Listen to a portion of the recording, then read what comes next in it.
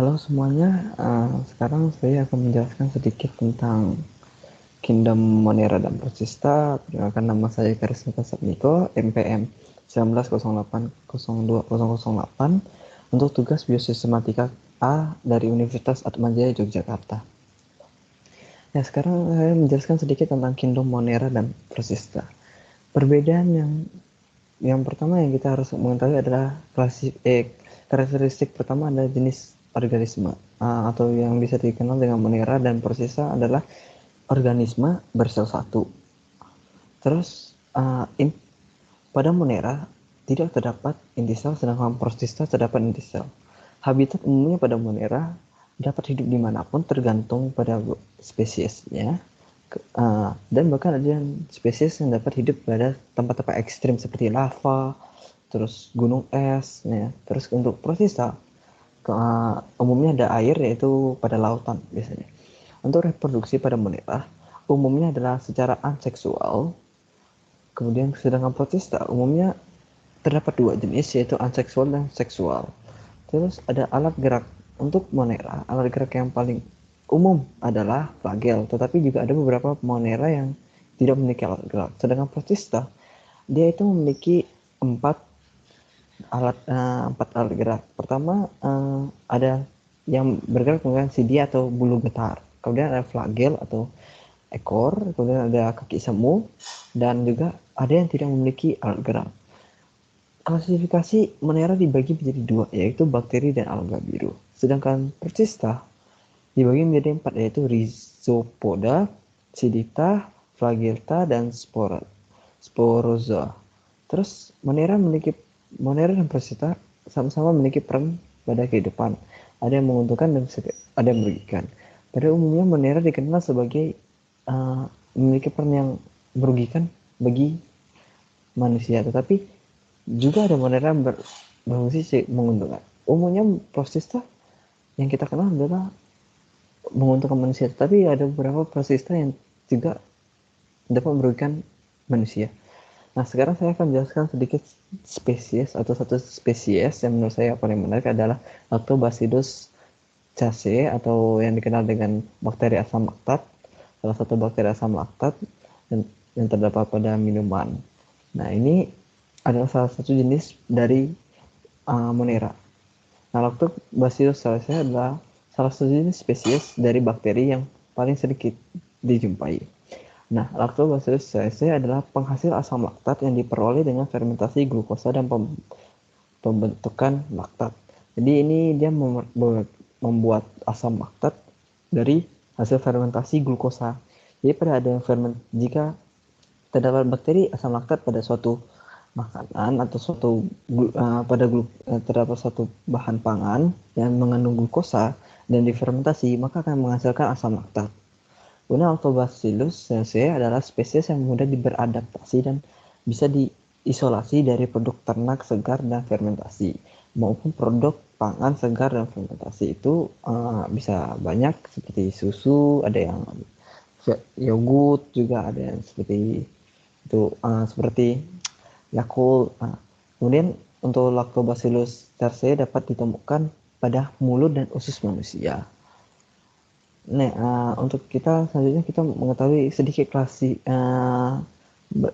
bisa disebut susunan dari jenis itu adalah hierarkinya. Kemudian itu pertama dia termasuk dalam kerajaan atau kingdom Monera. Kemudian divisinya ada Firmicutes, kemudian kelasnya Bacil, bangsanya Lactobacillus, terus sukunya Lactobacillacea, marganya Lactobacillus, jenisnya adalah Lactobacillus casei.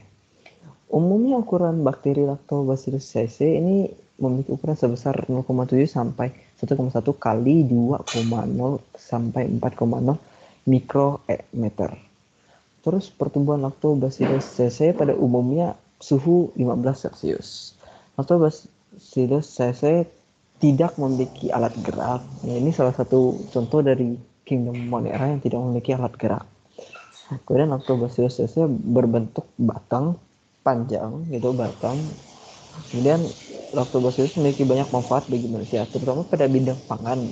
pada pangan biasanya ditemukan pada bidang pangan, yaitu menangani berbagai penyakit pencernaan, kemudian menjaga fungsi otak, kemudian membantu dalam menangani obesitas, berpotensi mengobati kanker juga. Nah, selanjutnya kita mau membahas tentang Sargassum sp, salah satu dari suku pada Protista.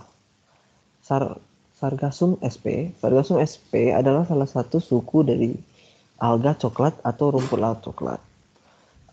Kemudian ciri umum dari alga adalah, jadi kita mau mengenal lebih dalam, kita harus tahu dulu tentang alga. Nah, ini saya mencantumkan sedikit ciri umum dari alga adalah tidak dapat dibedakan dari batang, akar maupun daun. Alga artinya mereka satu kesatuan yang kita tidak bisa melihat apakah satu ini termasuk akar atau ini termasuk batang atau termasuk daun.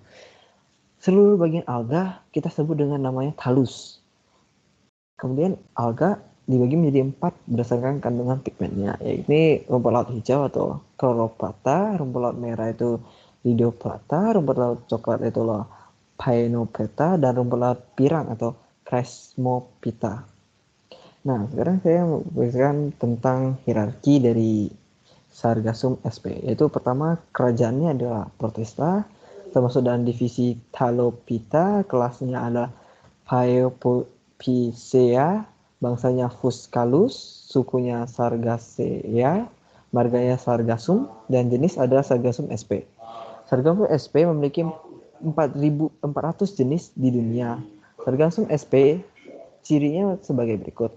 Memiliki thallus umumnya silindris atau gepeng, artinya berbentuk silindris tapi dia gepeng, kadang ada yang didapungkan gepeng, ada yang didapungkan berbentuk silindris. Kemudian memiliki cabang yang rimbun, artinya dia itu banyak cabangnya seperti pohon pada daratan, jadi banyak cabang-cabangnya. Kemudian panjangnya yang paling ditemukan umumnya 7 meter, tetapi ada juga ditemukan 3 meter. Untuk warna thallusnya adalah coklat, habitatnya adalah air laut. Kandungan kimia yang terdapat pada Sargassum sp banyak, yaitu pertama protein, kemudian ada vitamin C, tanin, iodin, fenol sebagai obat gondok anti bakteri dan anti tumor yang ditemukan. Kemudian ada hasil ekstraksi Sargassum sp berupa arganin yang paling sering digunakan pada industri pangan untuk menghasilkan dan memperkuat tekstur atau stabilitas dari produk olahan seperti es krim, sari buah, pastel isi, dan kue-kue lainnya. Jadi itu arganin ini merupakan salah satu bahan kimia yang bermanfaat untuk produk pangan, untuk mempertahankan tekstur, karena dalam pangan tekstur itu penting. Nah, ini adalah beberapa referensi yang saya gunakan untuk membuat PPT ini. Ya, terima kasih atas perhatiannya semuanya. Saya ucapkan terima kasih lagi, maaf jika ada salah kata nih.